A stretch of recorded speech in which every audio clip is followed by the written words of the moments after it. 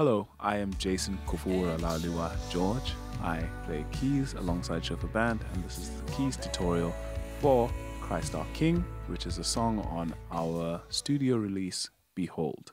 For this tutorial, we intend on chatting through how you would go about implementing the song, which is a very complex song, in a very simplified way using a basic main stage setup with stock main stage plugins, with the exception of one or two, perhaps.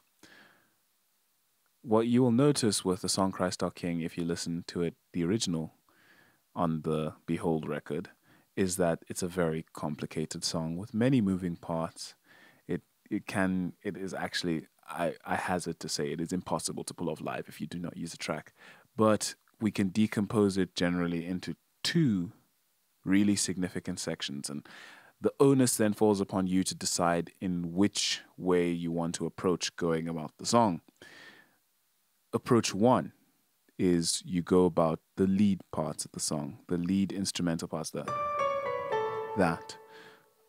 Approach number two sees you handle mostly the backline things, the rhythm, so you can get the chord structures and the basis going, and other instruments can discuss or negotiate the sonic wall that you as the worship team project to your congregation. So if you were to go route one, what you would basically do is something along the lines of this.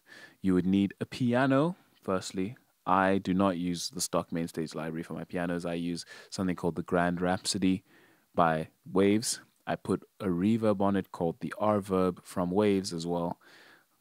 And your intro, according to this first model, would sound something like this.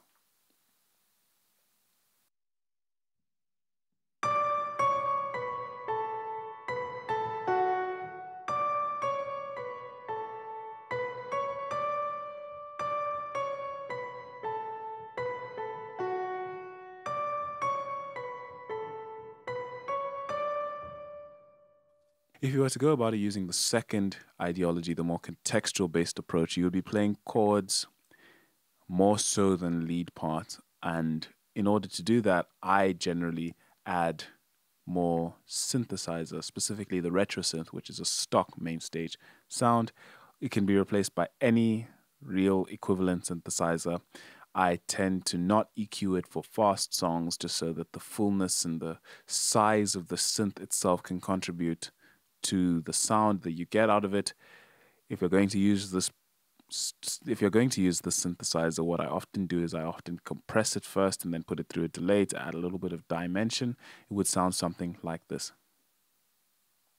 Just the synthesizer now.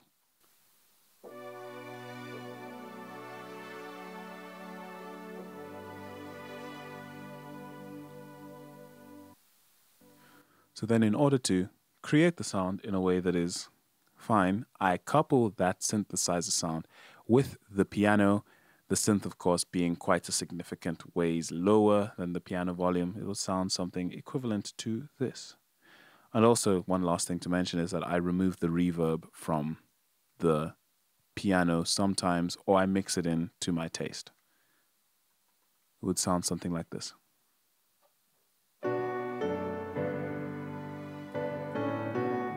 The first thing I hear is that is way too much synth for me. I would turn it down.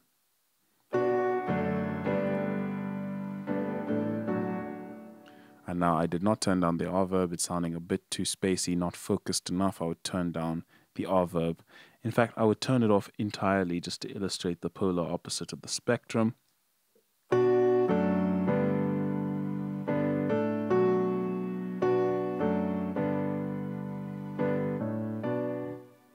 So if we were to then try and play it according to this more contextual-based approach of trying to play the song, it would sound something like this.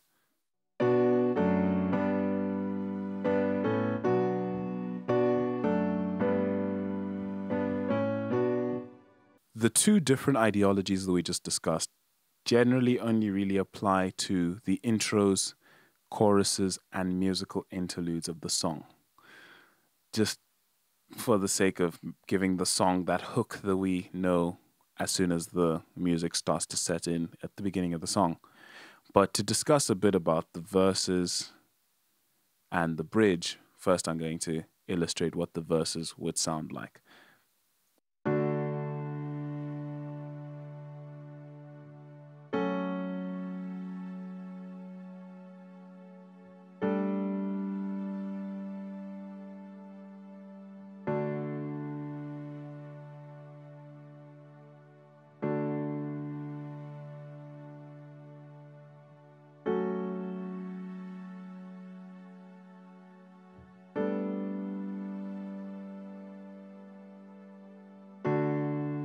And then going into the pre-chorus.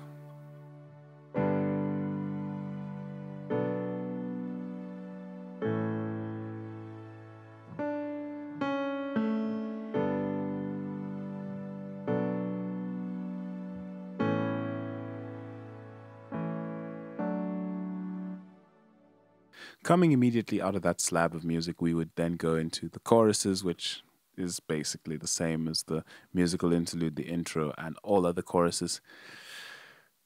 So the structure would find us playing out, firstly, an intro, as we've already discussed, a verse, chorus, interlude, another verse, another chorus, another interlude. We would now jump to the beginning of the bridge so as to discuss the song coming out of the chorus, coming out of the interlude actually into the bridge. Starting from, and the scroll was sealed till that day.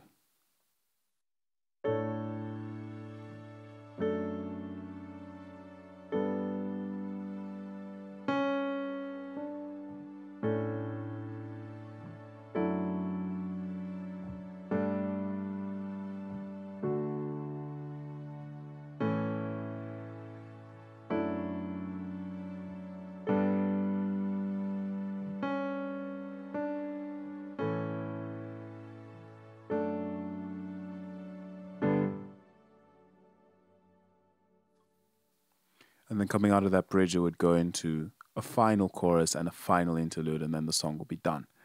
Make sure the trails of your synthesizer do not necessarily impede the ability for your piano to be heard or for the music to progress. That is a very interesting and very important thing to watch while you're trying to execute the song, is that you need to make sure that the synth's desire to extend beyond a certain point does not counteract with the music you play. And then also the great temptation that a lot of keyboardists have when they play songs like this with very sparse parts is that oftentimes we feel the urge to take a driving role in the song come upon us. That is something that you must resist. You must fight against that urge to drive the song. It's not the keyboard's part. Driving it will only create a mess for your synthesizers. And even the percussion, the percussive element to the piano might not benefit so much if you try to drive it. Just support, add counter rhythms at very, let's call it, conventional points in the time. Do not try to drive the music. Well, this has been the Christ Our King tutorial. Thank you so very much. I trust it has been very helpful for you, and I hope for brilliant execution in your local congregational context.